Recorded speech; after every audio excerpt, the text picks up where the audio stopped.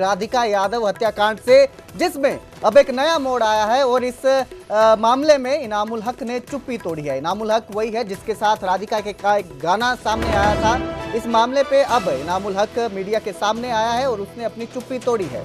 इनामुल हक ने कहा कि जो राधिका है उसके साथ उसका सिर्फ प्रोफेशनल रिश्ता था। राधिका मेरे लिए सिर्फ एक को एक्टर थी। इस पूरे मामले को हिंदू मुस्लिम एंगल दिया जा रहा है। हम म्यूजिक वीडियो के बाद नहीं मिले। मैं राधिका से पहली बार टेनिस प्रीमियर लीग में मिला था, उसके बाद राधिका से एक म्यूजिक वीडियो में मिला। मैंने राधिका को आखिरी बार 3 से 4 महीने पहले एक शूट के लिए मैसेज किया था, लेकिन राधिका की ओर से कोई जवाब नहीं आया। राधिका का सोशल मीडिया पर कोई अकाउंट नहीं था। इनामुल हक का यह बयान सामने आया है इस पूरे मामले पर। राधिका कत्लकांड के बाद इनामुल हक ने चुप्पी तोड़ी है। आपको बता दें, इनामुल हक ये वही लड़का है जिसका राधिका के साथ एक वीडियो सामने आया है, गाने का एक वीडियो सामने आया था, जिसके बाद अब ये इस पूरे विवाद पर गए हैं और राधिका के साथ अपने रिश्ते को सिर्फ प्रोफेशनल बताया है। उन्होंने कहा कि राधिका के साथ उनका प्रोफेशनल रिश्ता था, वो सिर्फ उनके लिए एक को एक्टर थी। जैसे बाकी को एक्टर होते हैं वैसे ही उन्होंने उसके साथ काम किया। सिर्फ 2 या 3 बार ही वो उससे मिले हैं, इससे ज़्यादा उससे कभी मुलाकात भी नहीं हुई। आपको बता दें, वायरल म्यूजिक वीडियो में राधिका के साथ इनामुल हक जो है वो दिखाई दे रहे थे, जिसके बाद ये पूरा विवाद भड़का था और अब इनामुल हक ने चुप्पी तोड़ते हुए कहा है कि पूरे मामले को हिंदू मुस्लिम एंगल दिया जा रहा है, जबकि राधिका के साथ उनका सिर्फ प्रोफेशनल रिश्ता था, वो उनके लिए सिर्फ एक को एक्टर थी।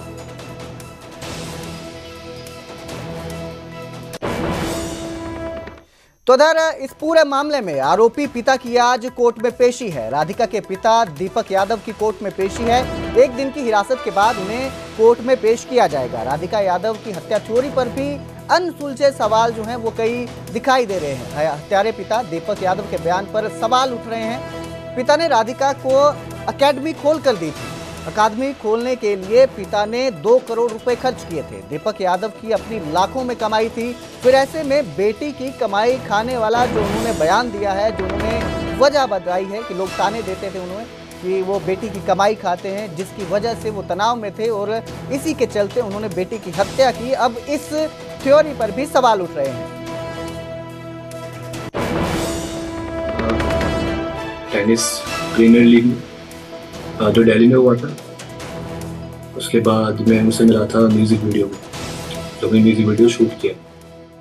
फिर मेरी कभी मुलाकात नहीं हुई। वो मेरे लिए सिर्फ एक एक्ट्रेस है और एक्ट्रेस थी, और ऐसे मैंने बहुत काम किया है और भी कई सारी एक्ट्रेसेस के साथ। सेम अगर न्यूज़ मुझे कोई कहीं से भी आएगी तो मैं यही सोचूंगी कि ये क्या हुआ, क्योंकि मैं उनको जानता ही, मैं उनको जानता हूँ, उनकी पूरे बैकग्राउंड को, फैमिली को नहीं जानता। वो सिर्फ आए थे, शूट किया और चले। हमने राधिका को बोला, राधिका को बताया भी कि ये कोई पेड प्रोजेक्ट नहीं है। हमने सिर्फ उनको एक गुड लक अमाउंट दिया था, जो कन्वीनियंस अमाउंट बोल सकते हैं। 4 से 5 घंटे हमने शूट किया नोएडा में, और उसके बाद मैं कभी नहीं मिला। और हमारी पर्सनल लेवल पे इतनी बातचीत नहीं थी कि शूट के बाद हाय हेलो या बाय कुछ भी हुआ हो। सारे सीन डन हुए, वो चले गए, मैं चला गया, क्योंकि ये मेरे लिए नॉर्मल है। मैं ऐसे शूट करता आया हूँ इंडस्ट्री में, मैंने बहुत काम किया है और आगे भी करूंगा। लेकिन ये मेरे लिए बिल्कुल अनएक्सपेक्टेड है जो हो रहा है, और इसको हिंदू मुस्लिम का एंगल भी दिया जा रहा है, जो कि मैं सोच नहीं पा रहा हूँ कि मेरा कोई लेना देना नहीं है। ऐसे इन फ्यूचर अगेन किसी का ऐसे मर्डर हो जाए जो मेरे साथ काम कर चुकी है, तो अगेन मुझ पे बात आएगी या क्या नहीं है।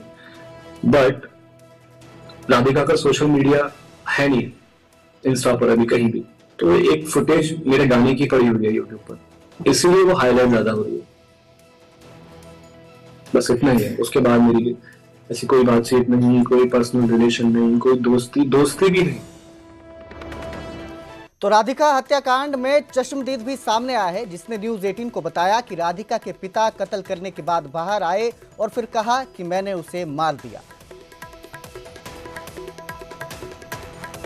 प्यारेलाल जी, जब ये इंसिडेंट हुआ कल करीबन 10:30 बजे, तो क्या आपने गन शॉट्स की आवाज़ें सुनी थी? जी नहीं, मैं नहीं सुना था। मैं यहाँ नहीं था, मैं था मंदिर में। मंदिर से आने के बाद में हमने ये सब कुछ बातें कर रहा था, पानी भी पड़ रहा था, बारिश भी, तो हम हल्का फल्का मैं खड़ा होकर मैं सुना कि आपने की लड़ाई हो रहा क्या हो रहा था। मैं सुना कुछ ये सब बात बता रहे हैं, लड़ रहे झगड़ रहे हैं। फिर भी मैं बहुत आपको लड़ाई झगड़े की आवाज़ आ रही थी घर से? बाहर आके बाहर बाहर आ रही? हाँ, बाहर आपने बात कर रहे थे। हाँ, एक तो उस घर के एक मम्मी था, एक वो वाइफ था, इसकी मम्मी था। हाँ, राधा जी की मम्मी। ये अपने में बात कर रहे थे। तो हम जब इधर से जा रहे कितने बजे की बात है ये कि वो लोग बाहर आके बात कर रहे? राधिका जी की मम्मी आप बोल रही है, मदर। तो वो कितने बजे करीबन बाहर आके बात कर रहे? ये करीब 11 बजे की है बात है। 11 बजे की बात है। हाँ, 11 पौने 11 बजे। तो और कौन कौन थे उनके साथ में? नहीं, कोई नहीं था, बस ये एक तो वाइफ था, राधिका जी की मम्मी था और उनको पत्नी भी था, वो पल्ले कोठी वाले के थे। ये अपने तीनों बात कर रहे थे। तो हम जाते हुए थोड़ा गौर किया बात को कि क्या क्या बात हो रहा है, कोई लड़ाई झगड़ा तो नहीं हो गया। कि हम बाजू में रहते हैं, कोई मान लिया भी आएगा, अगर पूछेगा तो मैं क्या जवाब दूंगा। फिर भी मैं बारिश में भीगता हुआ मैं बात को सुवादा उसको, भाई क्या बात है। तो भाई इतनी देर में भाई बोला कि लड़ाई हो गया। हाँ, लड़ाई हो गया, क्या बात हो गया, मार दिया। फिर बच्चा तो वो तो चला गया लेके, गाड़ी में लेके। फिर बाद में सुना हमने कि ठोक दिया। हमारी टीम राधिका के उस टेनिस कोचिंग स्टेडियम तक भी पहुंची जहां वो बच्चों को ट्रेनिंग दिया करती थी। स्टेडियम में काम करने वालों ने बताया कि राधिका का स्वभाव मिलनसार था और वो हर किसी की मदद के लिए हमेशा तैयार रहती थी। इस वक्त में मैं उस ग्राउंड पे हूँ जहाँ पे राधिका बच्चों को सिखाने आती थी। और जब यहाँ पे सिखाने के लिए आती थी तो यहाँ पे किस तरह से उसका व्यवहार होता था इसको समझते हैं। हालांकि उसके बारे में कहा जाता है बहुत ही प्यार से सब स्टाफ से बातचीत करना, बहुत अच्छे से अपने स्टूडेंट्स के साथ बातचीत करना, ये उसका व्यवहार था। और इस वक्त में हमारे साथ में यहाँ पे ग्राउंड पे काम करने वाले साथी हैं, उनसे बात करते हैं तनु से। तनु, मुझे ये बताइएगा, जो ये क्रिकेट का इधर है और वो साइड में टेनिस का है। तो राधिका जब आती थी कैसा उनका नेचर था, किस तरह से व्यवहार करती थी? सर व्यवहार तो उनका सही था, बोलने चालने से थी। वो मेरे से भैया करके बात करते थे। कभी भी मतलब कुछ भी काम की ज़रूरत पड़ती थी तो वो मेरे से ये कहते भैया ये काम कर दो, तो मैं वो काम कर देता था। और अपने ग्राउंड में इधर दूसरे आ जाते थे जहाँ मैच होता है, और वो अपने बच्चों को उधर ट्रेनिंग देते रहते थे। तो क्या उनका कोई टाइम होता था आने का यहाँ पे? टाइम सर वो ये था, सुबह आती थी 7 बजे और शाम को मतलब वो आती 4-5 बजे की तरफ, और फिर वो चली जाती थी ऐसे 6-7 बजे की तरफ में चली जाती थी। तो उनका वो जो आती थी तो अकेले वो अकेले आती थी टेम्पो से, और कभी कभार बच्चों को जो पेरेंट्स वगैरह थे उनके साथ चले जाते थे, बच्चे भी चले जाते थे। वो कहते थे कि भैया जहाँ तक जा रहे हो वहाँ तक छोड़ देना, वहाँ से हम अपने घर से। अच्छा। तो यहाँ पे उनके साथ में और भी उनके जो सर्वन और कौन क्या आते थे बताइए? पेरेंट्स के मम्मी पापा आते थे, और मतलब जो बच्चे थे वो आते थे सर। और कोई साथी उनका? और जो मतलब सावन सर। इनामुल साहब भी कोई आते थे क्या? इनामुल नाम का एक साथ में, उनके साथ में अक्सर उनका मित्र जो है दोस्त इनामुल? नहीं, और तो सर मतलब उनके सर के साथ में कोई आता था, तो उनका नाम आप तो नहीं पता है कि सर यहाँ आते थे, सर को मैं जानता हूँ।